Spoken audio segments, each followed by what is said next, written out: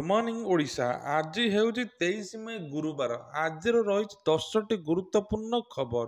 ତା ପୂର୍ବରୁ ଆପଣମାନେ ଭିଡ଼ିଓକୁ ଲାଇକ୍ କରି କେଉଁ ଜିଲ୍ଲାରୁ ଦେଖୁଛନ୍ତି ନିଶ୍ଚିନ୍ତ କମେଣ୍ଟ କରନ୍ତୁ। ଭାଙ୍ଗିଦେଲେ ନୃସିଂହ ଚତୁର୍ଦ୍ଦଶୀ ପରମ୍ପରା। ରାତିରେ ଖେଳିଲେ ଦିନ ଚାପ। ନରେନ୍ଦ୍ର ପୁଷ୍କରିଣୀ ମହାପ୍ରଭୁଙ୍କ ଚାପ ଖେଳ 13 ଦିନରେ ପହଞ୍ଚିଛି। ଆଜି ପବିତ୍ର ନୃସିଂହ ଚତୁର୍ଦ୍ଦଶୀରେ ନୀତିକାନ୍ତ ପରେ ମହାପ୍ରଭୁଙ୍କ ଚଳନ୍ତି ପ୍ରତିମା ମଦନ ମୋହନ ମଣି ବିମାନରେ ବିଜେ ହୋଇ ନରେନ୍ଦ୍ର ମନ୍ଦିର ଚାପ ଖେଳିଛନ୍ତି। ମହାପ୍ରଭୁଙ୍କ ସହ ଶ୍ରୀଦେବୀ ଭୂଦେବୀ ଶ୍ରୀରାମ ଶ୍ରୀକୃଷ୍ଣ ପଞ୍ଚଦେବ ଜମ୍ବେଶ୍ୱର ଲୋକନାଥ କପାଳମୋଚନ ମର୍କଣ୍ଡେଶ୍ୱର ନୀଳକଣ୍ଠେଶ୍ୱର ଓ ନିଜ ନିଜ ବିମାନ ଓ ପାଲିଙ୍କିରେ ନରେନ୍ଦ୍ର ପୁଷ୍କରିଣୀ ଠାରେ ପହଞ୍ଚିବା ପରେ ମହାପ୍ରଭୁଙ୍କ ସହ ନନ୍ଦା ଓ ଭଦ୍ରରେ ବସି ଚାପ ଖେଳିଛନ୍ତି। ଶ୍ରୀରାମ ଶ୍ରୀକୃଷ୍ଣ ଏବଂ ପଞ୍ଚଦେବ ନନ୍ଦାରେ ବସି ଆଜି ଯିବା ଆଗ ପଛ ଯିବା ବେଳେ ଶ୍ରୀଦେବୀ ଭୂଦେବୀ ସହ ବସି ଚାପ ଖେଳିଛନ୍ତି। କିନ୍ତୁ ତେବେ ନୀତିକାନ୍ତିରେ ବିଳମ୍ବ ହେବାରୁ ଚାପ ଖେଳରେ ଏକ ବିଭ୍ରାଟ ସୃଷ୍ଟି ହୋଇଛି। ନୃସିଂହ ଚତୁର୍ଦ୍ଦଶୀର ଚନ୍ଦନ ଠାକୁର କେବଳ ଦିନରେ ଚାପ ଖେଳିବା ପରମ୍ପରା ରହିଥିବା ବେଳେ କିନ୍ତୁ ଆଜି ରାତିରେ ଖେଳିଛନ୍ତି ମହାପ୍ରଭୁ। ରାତି ପ୍ରାୟ 7:30 ବେଳେ ମହାପ୍ରଭୁ ଦିନ ଚାପ ଖେଳିଛନ୍ତି। ତେଣୁ ଏନେଇ ଏକ ବିଭ୍ରାଟ ସୃଷ୍ଟି ହୋଇଛି। କିନ୍ତୁ ମନ୍ଦିର ପ୍ରଶାସନ ଏ ଦିଗରେ ନୀରବତା ଅବଲମ୍ବନ କରିଛି। ନୀତିକାନ୍ତ ଚୂଡ଼ାନ୍ତ କେବଳ ପ୍ରହସନ ପାଲଟିଛି। ପରମ୍ପରା ଅନୁଯାୟୀ ନୃସିଂହ ଚତୁର୍ଦ୍ଦଶୀର ଚନ୍ଦନ ଠାକୁର କେବଳ ଦିନରେ ଚାପ ଖେଳିଥାନ୍ତି। କିନ୍ତୁ ଏଭଳି ନୀତିକାନ୍ତି କାହିଁକି ବିଭ୍ରାଟ ହେଲା, କାହିଁକି ଏମିତି କଲେ, ସେ ନେଇ କେହି କିଛି କହୁନାହାନ୍ତି। ବଲାଙ୍ଗୀରରେ ଭୋଟ ଦେଲେନି 4 ଲକ୍ଷ ଭୋଟର। ମହିଳା ପୁରୁଷ ଅନୁପାତ ପ୍ରାୟ ସମାନ। ଗତ 20 ତାରିଖରେ ବଲାଙ୍ଗୀର ସଂସଦୀୟ କ୍ଷେତ୍ରରେ ମତଦାନ ସମାପ୍ତ ହୋଇଛି। କିଛି ମାମୁଲି ଘଟଣାକୁ ଛାଡ଼ିଦେଲେ ଜିଲ୍ଲାରେ ଭୋଟ ପ୍ରାୟତଃ ଶାନ୍ତି ଶୃଙ୍ଖଳା ସହିତ ଶେଷ ହୋଇଛି। କେତେକ ମତଦାନ କେନ୍ଦ୍ରରେ ଭୋଟିଂ ମେସିନ ଅଚଳ ହୋଇଥିବାରୁ ବିଳମ୍ବିତ ରାତି ପର୍ଯ୍ୟନ୍ତ ମତଦାନ ହୋଇଥିଲା। ତେବେ ଜିଲ୍ଲାରେ ପ୍ରାୟ 4 ଲକ୍ଷ ଭୋଟର ଭୋଟ ଦେଇନଥିବା ପରିସଂଖ୍ୟାନରୁ ଜଣାପଡ଼ିଛି। ରିପୋର୍ଟ ଅନୁଯାୟୀ ବଲାଙ୍ଗୀରରେ ସଂସଦୀୟ କ୍ଷେତ୍ରରେ ସମୁଦାୟ 18,01,744 ଜଣ ମତଦାତା ଥିବା ବେଳେ 13,96,719 ଜଣ ଭୋଟ ଦେଇଛନ୍ତି। ଅର୍ଥାତ୍ ପାଖାପାଖି 4 ଲକ୍ଷ ମତଦାନ ଦେଇନାହାନ୍ତି। ସଂସଦୀୟ କ୍ଷେତ୍ରରେ 77.73% ମତଦାନ ଦେଇଛନ୍ତି, ଯାହା 2019 ଅପେକ୍ଷା 3% ଅଧିକ ଥିଲା। କିନ୍ତୁ କଥା ଉଠୁଛି, 4 ଲକ୍ଷ ଭୋଟର କୁଆଡ଼େ ଗଲେ, କାହିଁକି ମତଦାନ ଦେଉନାହାନ୍ତି? ଯଦି ତାଙ୍କର ଭୋଟର କାର୍ଡ ଅଛି, ଜଣେ ସେ ଭାରତୀୟ ନାଗରିକ, ତେବେ କାହିଁକି ଦଉନାହାନ୍ତି? ସେ ନେଇ ପ୍ରଶ୍ନ ଉଠାଇଛନ୍ତି କିଛି ଅଧିକାରୀମାନେ।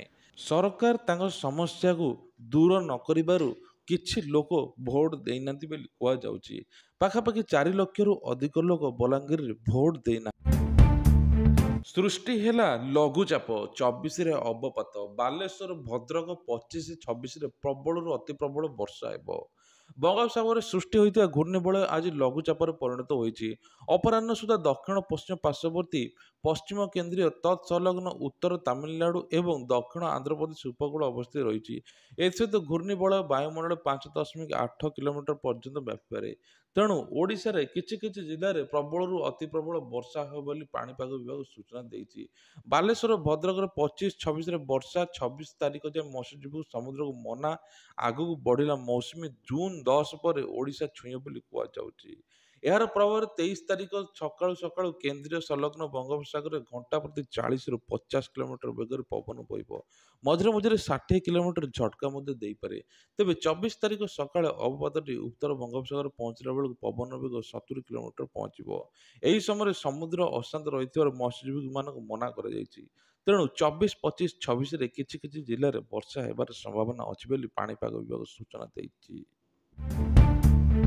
ମାଲକାନଗିରି ଜିଲ୍ଲାରେ ଉଜ୍ଜ୍ୱଳା ଯୋଜନା ଫେଲ୍। ପୁଣି ଜଙ୍ଗଲ ଉପରେ ନିର୍ଭରଶୀଳ ହିତାଧିକାରୀ।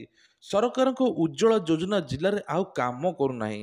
ଉଜ୍ଜ୍ୱଳା ଯୋଜନା ଏକ ପ୍ରକାର ବନ୍ଦ ହୋଇଥିବା ବେଳେ ନିର୍ବାଚନ ପୂର୍ବରୁ ଉଜ୍ଜ୍ୱଳା ଯୋଜନାର ହିତାଧିକାରୀମାନେ ଲାଭ ଉଠାଇ ପାରିବେ ବୋଲି ସରକାର ଘୋଷଣା କରିଥିଲେ। କିନ୍ତୁ 50,000ରୁ ଉର୍ଦ୍ଧ୍ୱ ଉଜ୍ଜ୍ୱଳା ଯୋଜନା ହିତାଧିକାରୀ ରହିଥିବା ବେଳେ ଏହାର ଫାଇଦା ଉଠାଇ ପାରୁନାହାନ୍ତି, ଅସଫଳ ହୋଇଛନ୍ତି। ନିର୍ବାଚନ ପାଇଁ 2 ମାସ ପାଇଁ ଉଜ୍ଜ୍ୱଳା ଯୋଜନା ବନ୍ଦ ହୋଇଯାଇଛି। ଏହି ଯୋଜନାରେ ହିତାଧିକାରୀଙ୍କୁ ମାଗଣା ସିଲିଣ୍ଡର ରେଗୁଲେଟର ପ୍ରଦାନ କରାଯାଉଥିଲା। କିନ୍ତୁ ଗ୍ୟାସ୍ ଚୁଲା ବାବଦକୁ ଋଣ ଆକାରରେ ଟଙ୍କା ଦିଆଯାଉଛି ବୋଲି, ନଚେତ୍ ଗ୍ୟାସ୍ ଚୁଲା ଦିଆଯାଉଥିଲା। କିନ୍ତୁ ମିଳୁଥିବା 3 ଥର ସବସିଡି ଗ୍ୟାସ୍ ଚୁଲାର ଋଣ ବାବଦକୁ ପରିଶୋଧ ହେବ। ପରେ ଚୁଲା ସବସିଡି ବ୍ୟାଙ୍କ ଆକାଉଣ୍ଟକୁ ବଢ଼ିଯିବ।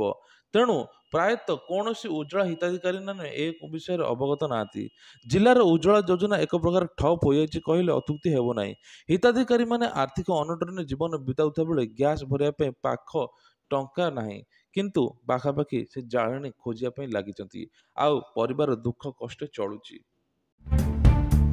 ଖୋର୍ଦ୍ଧା, ନୟାଗଡ଼, କଟକ, ପୁରୀରେ ବିରୋଧୀଙ୍କ ଉପରେ ବର୍ଷିଲେ ବିଜେଡି। କେବଳ ମିଛ କହୁଛନ୍ତି, ସବୁ ହେଲା କୁମ୍ଭୀର କାନ୍ଦଣା। ଏନେଇ କହିଛନ୍ତି ପାଣ୍ଡିଆନ। ବିଜେଡି ସଭାପତି ନବୀନ ପଟ୍ଟନାୟକ ଆଜି ପୁଣି ବିରୋଧୀକୁ ଟାର୍ଗେଟ କରୁଛନ୍ତି।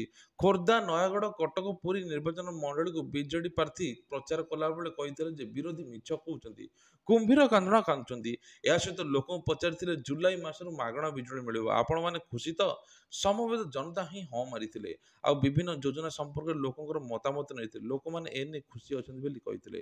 ବିଏସ୍କେୱାଇ, ମିଶନ ଶକ୍ତି, ମମତା, ଲକ୍ଷ୍ମୀ ବସ୍, କାଳିଆ, 5T ରୂପାନ୍ତରଣ, Madhubabu pension, ration card, Puri ନିର୍ମାଣ କାମ, ମା ସମଲେଇଙ୍କ ସମ୍ପର୍କରେ ପଚାରିଥିଲେ। ସବୁଥିରେ ସମ୍ମିଳିତ ସ୍ୱରରେ ଲୋକମାନେ ବହୁତ ଭଲ ବୋଲି କହିଥିଲେ। ବିଜେଡି ସାଂସଦ ବିଧାୟକ ପ୍ରାର୍ଥୀଙ୍କୁ ଭୋଟ ଦେବା ପାଇଁ ମଧ୍ୟ ନିବେଦନ କରିଥିଲେ। ଲୋକମାନେ କହିଥିଲେ ହଁ ବିଜେଡି ସରକାର ଏଥର ହିଁ ଜିତିବ। ଏମିତି ସବୁ ଆଲୋଚନା ହୋଇଥିଲା। 29ରେ ଆସୁଛନ୍ତି ପ୍ରଧାନମନ୍ତ୍ରୀ ନରେନ୍ଦ୍ର ମୋଦି। ପ୍ରଧାନମନ୍ତ୍ରୀ ପାଖାପାଖି 4ରୁ 5 ଥର ଓଡ଼ିଶାକୁ ଆସିଲେଣି। ଆଉ ଏଇଥର 29 ତାରିଖରେ ପୁଣି ଓଡ଼ିଶା ଗସ୍ତରେ ଆସୁଛନ୍ତି। ପୂର୍ବରୁ 4 ଥର ଓଡ଼ିଶା ଗସ୍ତରେ ଆସିଥିବା ବେଳେ ଏବେ କେନ୍ଦ୍ରାପଡ଼ାରେ ବିଜେପି ରାଷ୍ଟ୍ରୀୟ ଉପାଧ୍ୟକ୍ଷ ବୈଜୟନ୍ତ ପଣ୍ଡା ଏବଂ କହୁଛନ୍ତି ଯେ ଆଗରୁ 3 ଥର ଆସିଥିଲେ, ଏବେକୁ ମିଶି 4 ଥର ହେବ। ପ୍ରତାପ ଷଡ଼ଙ୍ଗୀ ଏନେଇ ପ୍ରଚାର କରିବେ ବୋଲି ଜଣାପଡ଼ିଛନ୍ତି। ତେବେ ଜୁନ୍ 1ରେ 2ଟି ଲୋକସଭା ଆସନ ଭଦ୍ରକ, ଯାଜପୁର, ମୟୂରଭଞ୍ଜ, ଜଗତସିଂହପୁରରେ ନିର୍ବାଚନ ହେବ। ତେଣୁ 6ଟି ଲୋକସଭା ଆସନକୁ ନେଇ ନଜର ରଖି କେନ୍ଦ୍ରମନ୍ତ୍ରୀ ଏବଂ 2ଟି ଯାକ ସଂସଦୀୟ ପ୍ରଧାନମନ୍ତ୍ରୀ ପ୍ରଚାର କରିବେ। ଆଉ ସେହିପରି ବିଜେପି ରାଷ୍ଟ୍ରୀୟ ଅଧ୍ୟକ୍ଷ ଜେପି ନଡ୍ଡା ଆସନ୍ତାକାଲି କରଞ୍ଜିଆ, ଧାମନଗର, ବଡ଼ଚଣା, ଏରସୀମା ଦଳୀୟ ପ୍ରାର୍ଥୀଙ୍କୁ ପ୍ରଚାର କରିବେ। ଆସନ୍ତାକାଲି ଉତ୍ତରପ୍ରଦେଶର ମୁଖ୍ୟମନ୍ତ୍ରୀ ଯୋଗୀ ଆଦିତ୍ୟନାଥ ଓଡ଼ିଶାର ନିର୍ବାଚନ ପ୍ରଚାର କରିବେ। ବାଣପୁର, ମାହାଙ୍ଗାର, କୁଳିଆ ମାର୍କେଟଠାରେ ଜନସଭାକୁ ସମ୍ବୋଧିତ କରିବେ। ଆସାମର ମୁଖ୍ୟମନ୍ତ୍ରୀ ହିମନ୍ତ ବିଶ୍ୱଶର୍ମା ଆସନ୍ତାକାଲି ଦେବଗଡ଼ରେ କେନ୍ଦ୍ରମନ୍ତ୍ରୀ ଧର୍ମେନ୍ଦ୍ର ପ୍ରଧାନଙ୍କ ସହ ମିଶି ରୋଡ୍ ଶୋ କରିବା ସହ ବଡ଼ବେଲ, ଚୌଦ୍ୱାର, ବଡମ୍ବାରେ ଜନସଭାକୁ ସମ୍ବୋଧିତ କରିବେ। ଧର୍ମେନ୍ଦ୍ର ରେଙ୍ଗାଲିରେ ଏକ ଜନସଭାକୁ ସମ୍ବୋଧିତ କରିବେ ବୋଲି ବିଜେପି ପକ୍ଷରୁ ସୂଚନା ଦିଆଯାଇଛି। ଏଥର ବିଜେପି 400 ପାର କରିବ ବୋଲି କୁହାଯାଉଛି।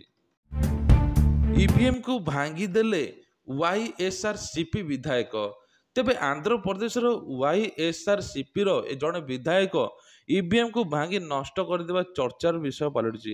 ବିଧାୟକ ଦ୍ୱାରା ଇଭିଏମ୍ ଭଙ୍ଗାରୁଜା କ୍ୟାମେରା ରେକର୍ଡ ହୋଇଥିବା ବେଳେ ତାଙ୍କ ବିରୋଧରେ କଠୋର କାର୍ଯ୍ୟାନୁଷ୍ଠାନ ନେବାକୁ ନିର୍ବାଚନ କମିଶନ ରାଜ୍ୟ ପୋଲିସ ମୁଖ୍ୟକୁ ନିର୍ଦ୍ଦେଶ ଦେଇଛନ୍ତି। ଗତ 13 ତାରିଖରେ ମାର୍ଚ୍ଚରେ ବିଧାୟକ ରାମକୃଷ୍ଣ ରେଡ୍ଡି ଇଭିଏମ୍ ନଷ୍ଟ କରିବା ଅଭିଯୋଗ ଆସିଥିଲା। ତଦନ୍ତ ପରେ ବିଧାୟକ ତାଙ୍କ ସମର୍ଥକ ସହ ଏକ ମତଦାନ କେନ୍ଦ୍ରରେ ଏଭଳି କାଣ୍ଡ ଘଟାଇଥିବା କୁହାଯାଉଛି। ଘଟଣାର ଗମ୍ଭୀରତାକୁ ଦୃଷ୍ଟିରେ ରଖି ନିର୍ବାଚନ କମିଶନ ତତ୍କାଳ ବିଧାୟକଙ୍କ ଗିରଫଦାରୀ ବୋଲି କୁହାଯାଇଛି। ଏହି ବାବଦରେ କଠୋର କାର୍ଯ୍ୟାନୁଷ୍ଠାନ ଗ୍ରହଣ କରିବାକୁ ଡିଜିପି ହରୀଶ କୁମାର ଗୁପ୍ତାଙ୍କୁ ଅବଗତ କରାଯିବା ପରେ 2ଟି ସ୍ୱତନ୍ତ୍ର ଟିମ୍ ଏ ଦିଗରେ ନିୟୋଜିତ ହୋଇଛନ୍ତି। ତେଣୁ ମୁଖ୍ୟ ନିର୍ବାଚନ ହିତାଧିକାରୀ ମୁକେଶ କୁମାର ମୀନାଙ୍କ କାର୍ଯ୍ୟାଳୟ ପକ୍ଷରୁ ବିବୃତିରେ କୁହାଯାଇଛି ଯେ ମାର୍ଚ୍ଚେଲା ବିଧାୟକ ନିର୍ବାଚନ ମଣ୍ଡଳୀ ମତଦାନ କେନ୍ଦ୍ର 202 ଏବଂ 7ଟି ମତଦାନ କେନ୍ଦ୍ର ଇଭିଏମ୍ କ୍ଷତିଗ୍ରସ୍ତ ହୋଇଛି। ବର୍ତ୍ତମାନ ବିଧାୟକ ପି ରାମକୃଷ୍ଣ ରେଡ୍ଡିଙ୍କ ଦ୍ୱାରା ଇଭିଏମ୍ ନଷ୍ଟ କରାଯିବା ପରେ ୱେବ୍ କ୍ୟାମେରାରେ ରେକର୍ଡ ହୋଇଛି। ନିର୍ବାଚନ ପ୍ରକ୍ରିୟାରେ ଭଣ୍ଡୁର କରିବା ଉଦ୍ଦେଶ୍ୟରେ ବିଧାୟକ ଓ ସମର୍ଥକ ଦ୍ୱାରା ଏଭଳି କାର୍ଯ୍ୟ କରାଯାଇଛି ବୋଲି କୁହାଯାଉଛି। ଜୁଲାଇ 4ରେ ବ୍ରିଟେନ୍ ସାଧାରଣ ନିର୍ବାଚନ। ଜୁଲାଇ 4 ତାରିଖରେ ବ୍ରିଟେନ୍ର ସାଧାରଣ ନିର୍ବାଚନ ହେବ। ବ୍ରିଟେନ୍ ପ୍ରଧାନମନ୍ତ୍ରୀ ଋଷି ସୁନକ ଆଜି ଏନେଇ ଘୋଷଣା କରିଛନ୍ତି। ଋଷି ସୁନକ ପ୍ରଧାନମନ୍ତ୍ରୀ ଭାବେ ପ୍ରଥମ ଥର ପାଇଁ ଭୋଟରଙ୍କୁ ସାମ୍ନା କରିବେ। 2022 ଅକ୍ଟୋବରରେ ସୁନକଙ୍କ କନଭର୍ଟିଭ ପାର୍ଟିର ଏବେ ନିଯୁକ୍ତି କରାଯାଇଛି। 2016ରେ ବ୍ରେକ୍ଜିଟ୍ ଜନମତ ପରେ ଏହା ତୃତୀୟ ନିର୍ବାଚନ ହେବ। ସର୍ଭେରୁ ଜଣାପଡ଼ିଛି ଯେ କନଜରଭେଟିଭ ପାର୍ଟି ଦୀର୍ଘ 14 ବର୍ଷ କ୍ଷମତାରେ ରହିବା ପରେ ଚଳିତ ବର୍ଷ ବିଧେୟରେ ଲେବର ପାର୍ଟିଠାରୁ ପରାଜିତ ହୋଇଥିଲା। ଲେବର ପାର୍ଟି କହିଛି ଯେ ସେମାନେ ନିର୍ବାଚନ ପାଇଁ ପ୍ରସ୍ତୁତ। ଦେଶର ପରିବର୍ତ୍ତନ ପାଇଁ ଆମେ ଲୋକଙ୍କ ସହ କାମ କରିବୁ। ଆଉ ଅନ୍ୟପକ୍ଷରେ ପ୍ରଧାନମନ୍ତ୍ରୀ ସୁନକ ଅସନ୍ତୋଷରୁ ପ୍ରତିହତ ହୋଇ ଏବେ ରଣନୀତି ଅବଲମ୍ବନ କରିବାକୁ ଜଣାପଡ଼ିଛି। ତେବେ ଲୋକମାନେ କାହାକୁ ଭୋଟ ଦେବେ ସେ ନେଇ ପ୍ରଶ୍ନ ଉଠିଛି। ବିଜେଡିର ମାଗଣା ବିଜୁଳି ପ୍ରଚାର ଏକ ପ୍ରହସନ। ବିଜେପି ଆସିଲେ ଚିଟଫଣ୍ଡ ଠକକୁ ଜେଲ୍ ପଠାଯିବ। ବିଜେଡି ସରକାର ରାଜ୍ୟବାସୀଙ୍କୁ 100 ୟୁନିଟ୍ ମାଗଣା ବିଜୁଳି ଦେବା ଏକ ପ୍ରହସନ କରୁଛନ୍ତି। 24 ବର୍ଷ ହେଲାଣି କାହିଁକି ମାଗଣା ବିଜୁଳି ଦେଲେ ନାହିଁ, ତାଙ୍କର ଘୋଷଣା ବୁଢ଼ା ବାଘର ଢଙ୍କଣ ଉପାଖ୍ୟାନ ପରି ଲାଗୁଛି। କେନ୍ଦ୍ରମନ୍ତ୍ରୀ ଧର୍ମେନ୍ଦ୍ର ପ୍ରଧାନ ଏଭଳି କହିଛନ୍ତି। ସମ୍ବଲପୁର ଲୋକସଭା କ୍ଷେତ୍ରରେ ବିଜେପି ପ୍ରାର୍ଥୀ ଶ୍ରୀ ପ୍ରଧାନ କୁଚିଣ୍ଡାର ଗୁଲୁଜିପାଲି ଏବଂ ରେଢ଼ାଖୋଲ ବିଧାନସଭା ଅଞ୍ଚଳରେ ନିର୍ବାଚନ ପ୍ରଚାର କରିବା ସହିତ ଜନସାଧାରଣଙ୍କୁ ବିଜେପିର ଭୋଟ ଦେବା ପାଇଁ ନିବେଦନ କରିଥିଲେ। ଏହି ଅବସରରେ ସେ କହିଥିଲେ, ଦୀର୍ଘ 24 ବର୍ଷ ହେଲାଣି ବିଜେଡି ସରକାର କିଛି କରିନାହିଁ। ପାନୀୟ ଜଳ, ଜଳସେଚନ, ଶିକ୍ଷା, ସ୍ୱାସ୍ଥ୍ୟ ବ୍ୟବସ୍ଥା, ଦାଦନ ସମସ୍ୟା ଏକ ଚିନ୍ତାଜନକ। ମୋଦି ସରକାରକୁ ପିଇବା ପାଣିଠୁ ଆରମ୍ଭ କରି 10,000 କୋଟି ଟଙ୍କା ଦେଇଥିଲେ। ଏଠାକାର ସରକାର ତାମିଲ ଠିକାଦାରକୁ କାମ ଦେଇ ହରିଲୁଟ କରୁଛନ୍ତି।